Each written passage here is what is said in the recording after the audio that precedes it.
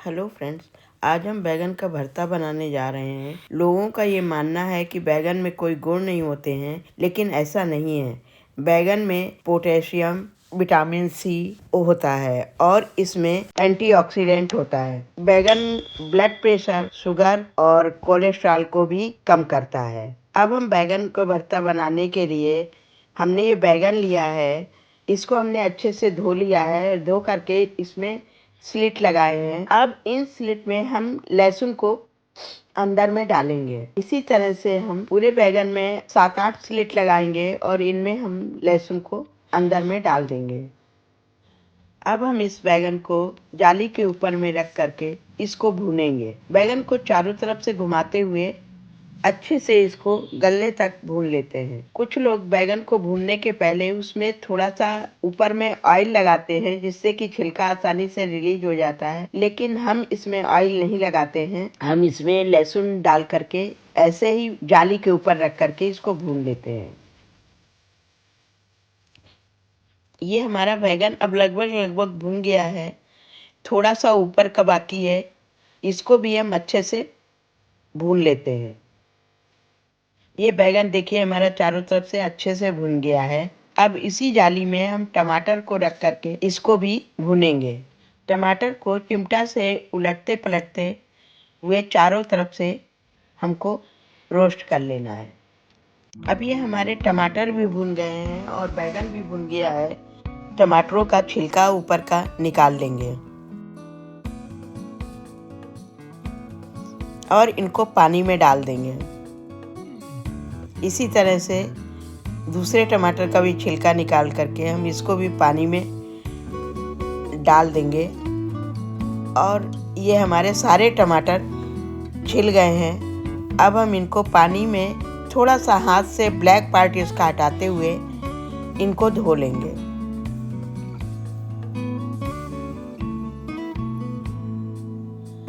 ये हमने टमाटर को धो लिया है। अब हम इन टमाटरों को, जो काला काला टमाटरों में लगा हुआ है, इसको भी हटा देते हैं। ये हमारे टमाटर अच्छे से साफ हो गए हैं। अब इनको रफली हम काट लेंगे, क्योंकि इनको हमको ग्राइंड करना है और इनके ऊपर की जो कैप है टमाटरों की, उसको हटा देंगे।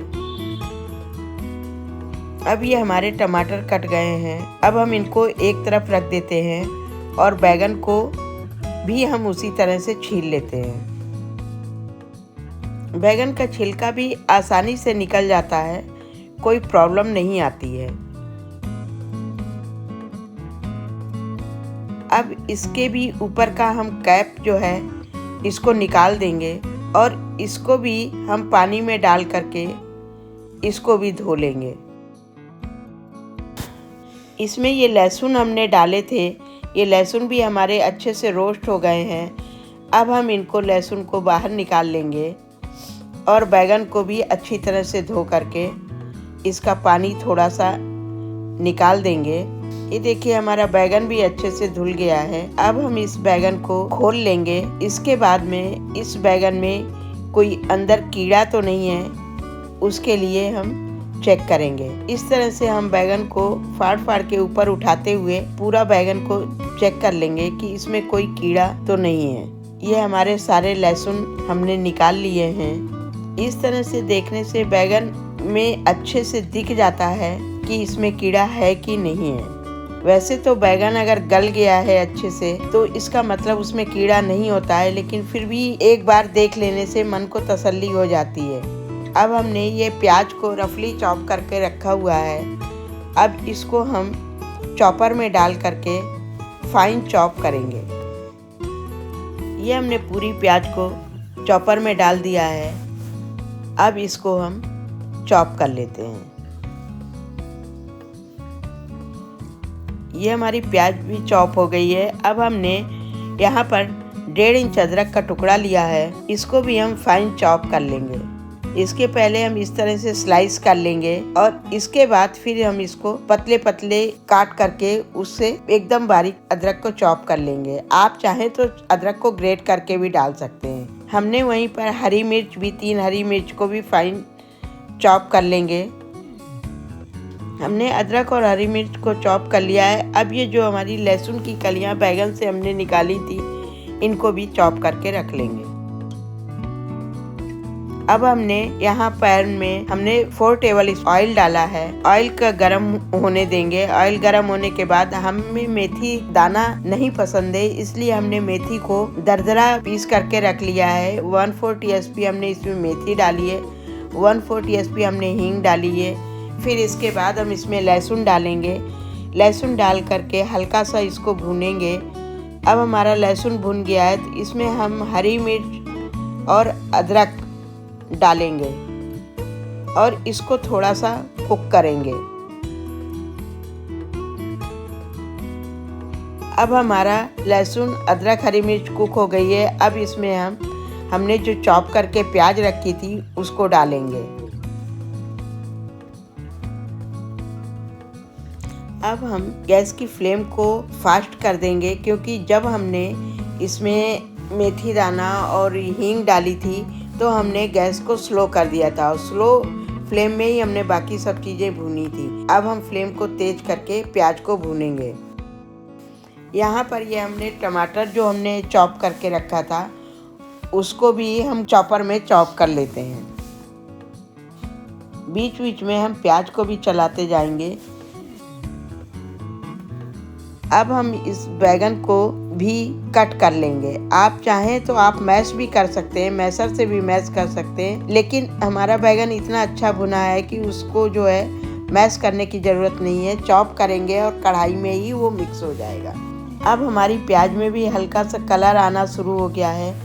अभी हम इसको थोड़ा सा और भूनेंगे। अब हमारी प्याज में देखिए कलर आ गया है। अब हम इसमें मसाले डालेंगे।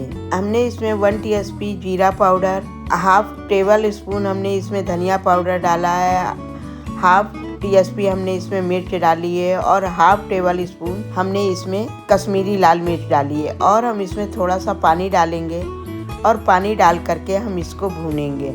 मसालों के ऊपर पानी डाल करके भूनने से या भिगो करके मसालों को रख दें, उनको सब्जी में डाल करके भूनने से उनका टेस्ट बहुत अच्छा आता है, क्योंकि मसाले पूरे अच्छी तरह से प्याज लहसुन और हर चीज़ में उनका जो फ्लेवर है वो इनकॉर्पोरेट हो जाता है। अब हम इसमें थोड़ा सा आमचूर पाउडर डालेंगे।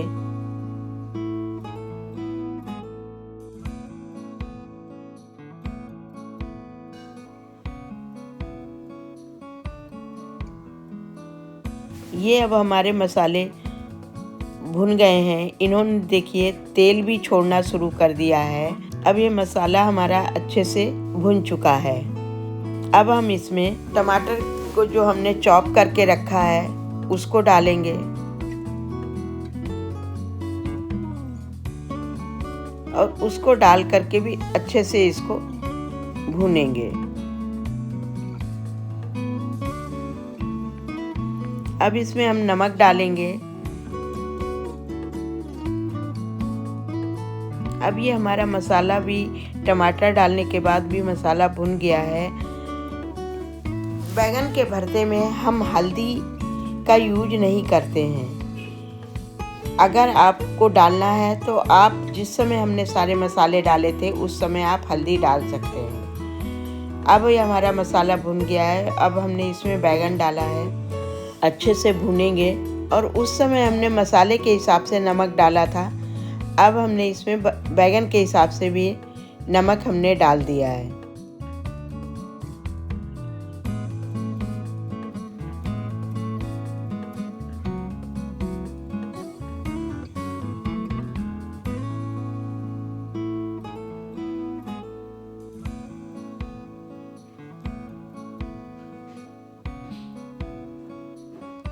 भरते को अच्छे से दबाते हुए प्रेस करते हुए बैगन को मसाले में मिक्स करिए, जिससे कि बैगन का भरता एकदम स्मूथ बने और इसका टेक्सचर क्रीमी टेक्सचर आ जाए। अभी हमारा बैगन अच्छे से मिक्स हो गया है।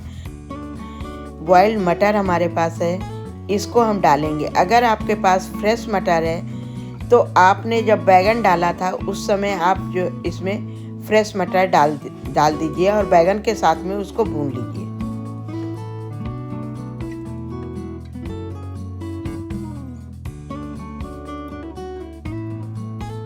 अब हमारे बैगन ने साइड से तेल छोड़ना शुरू कर दिया है। अब हम इसमें 1/4 टीस्पून गरम मसाला डालेंगे और इसको भी अच्छे से मिक्स करेंगे।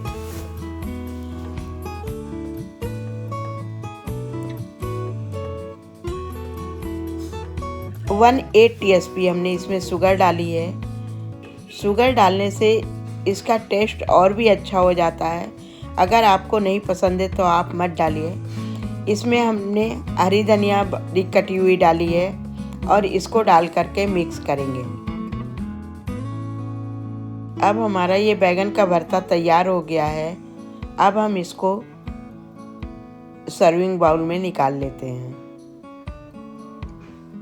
और इसमें ऊपर से थोड़ी सी हरी धनिया डाल करके इसकी गार्निश कर देते हैं। ये हमारा बैगन का भरता तैयार है।